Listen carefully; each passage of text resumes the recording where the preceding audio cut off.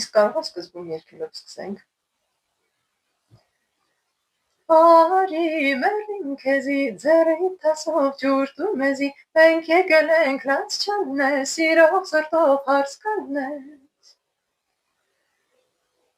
բարով հասնեք ձեր մուրազին կովեմ հարսին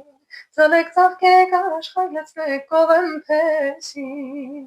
բարով հասնեք ձեր մուրազին կովեմ հարսին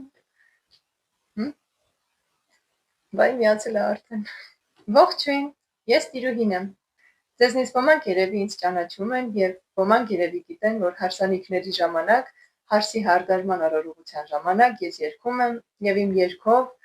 օրհնում եմ նորապսակներին։ Ինձ համար դա շատ գեղեցիկ արարողություն է և շատ ուրախ եմ լինում, որ այդ օրվա մի մաս եմ կազմում։ Իսկ դուք գիտեք վաղ ժամանակներում ինչպիսի հարսանեկան ավանդույթներ կային, ինչ արարողակարգեր կային, ինչպես էին ծանոթանում աղջիկն ու տղան, կամ ինչպես էին ծանոթանում աղջկա և տղայի ընտանիքները, ես ձեզ կպատմեմ։ Գնացինք։ Նախ ամեն ինչը սկսվում էր աղջկա տեսի արարողությունից։ Տղայի կողմից ավագ տարիքով կանայք գնում էին հարսի տուն,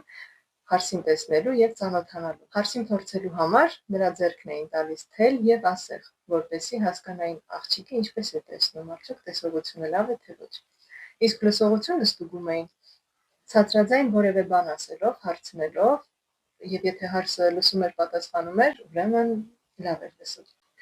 Եթե տղայի մայրը հավանում էր աղջկան, համբուրում էր նրա այտը, նրա ձեռքը ոսկե կոպեկ էր տալիս և նրանք դուրս էին գալիս։ Իսկ եթե չէր հավանում,